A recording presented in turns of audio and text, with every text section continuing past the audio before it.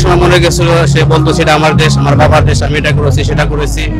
সে জনগণের চোখে ধুলো দিয়ে একটা মিথ্যার উপরে সে সবসময় বসবাস করছে। জুলুম নির্যাতন চলছিল চরম ভাবে, তার থেকে আমাদের জাতিটাকে উত্তরণ হয়েছে ছাত্র জনতার বিপ্লবের মাধ্যমে। সেই বিপ্লবটা আজকে বর্ষপূর্তি উপলক্ষে সেই উদযাপন করার সেই একটা অংশীদার হিসেবে আমি আসছি। হ্যাঁ, তখন আমি মাঠে ছিলাম, আমরা ছিলাম, আমার ভাই, আমরা তখন ওই রাস্তায় নেমে আসছি। আমরা থেকে পল্লবী থেকে হাত কাটতে আমরা একদম 10 নম্বরের মতো আছি। আমার বন্ধু ছেলে একটা 10 নম্বরে শহীদ হয়।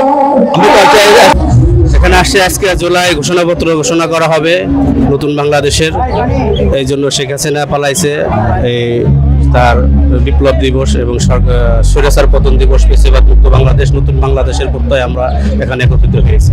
হাসিনা একসময় মনে গেছিল, সে বলতো সেটা আমার দেশ, আমার বাবার দেশ, আমি এটা করেছি সেটা করেছি। সে জনগণের চোখে ধুলো দিয়ে একটা মিথ্যার উপরে সে সবসময় বসবাস করছে, জনগণকে কিছুই মনে করে নাই এবং দম্ভ সহকারে বলছে যে আমাকে পতন করার মতো, সরকার হটানোর মতো কোনো শক্তি বাংলাদেশে নেই। কিন্তু আল্লাহ দেখিয়ে দিয়েছেন যে ল্যাংটা ছাত্র সমাজ, এই যাদের কল্পনা করে না তাদের দ্বারা তার পতন ঘটে। আল্লাহ এটা তার শক্তি, তার দম্ভ, তার অহংকার সবকিছু চূর্ণ বিচূর্ণ করে দিয়েছে।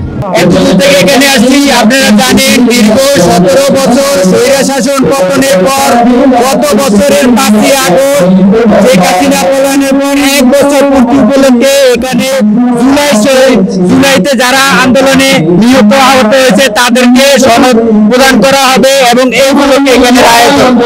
এই সরকারের উদ্যোগ অনেক ভালো, কারণ জানেন আপনারা জানেন এই সরকার স্বৈরাচারের সকল সন্ত্রাসীদের দুর্নীতি এবং সন্ত্রাস মুক্ত করা সম্ভব না। নির্বাচিত সরকার আসলে সামনে জুলাই যোদ্ধাদের নিরাপত্তা এবং তাদের জন্য কাজ করবে। গত 5ই আগস্ট এই ছাত্র জনতার গণভোটের মাধ্যমে একটি নতুন বাংলাদেশ, নতুন এক স্বাধীনতা আমরা পেয়েছি। পৃথিবীর ইতিহাসে এরকম এক স্বৈরাচার বাংলাদেশের সরকার ছিলেন, যিনি মানুষের বাক স্বাধীনতা, মানুষের অধিকার, মানুষের আইন, বিচার আইন সবকিছু যেন তার নিয়ন্ত্রণে চলেছিল। মানুষের কোনো স্বাধীনতা ছিল না। সেই জায়গা থেকে মানুষ তখন আর যখন পিঠ থেকে গিয়েছিল মানুষের, তখন এক বাংলাদেশের নতুন এক ছাত্র জনতার মাধ্যমে এক স্বাধীনতা অর্জন হয়।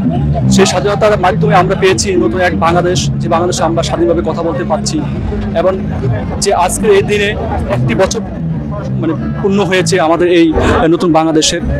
যে নতুন আজকে বাংলাদেশের জুলাই সনদপত্র আছে ঘোষণা হবে, সেটা মানুষের অধিকার, আইন, মানুষের বিচার, যেন সকল কিছু যেন মানুষের প্রত্যাশা থাকে।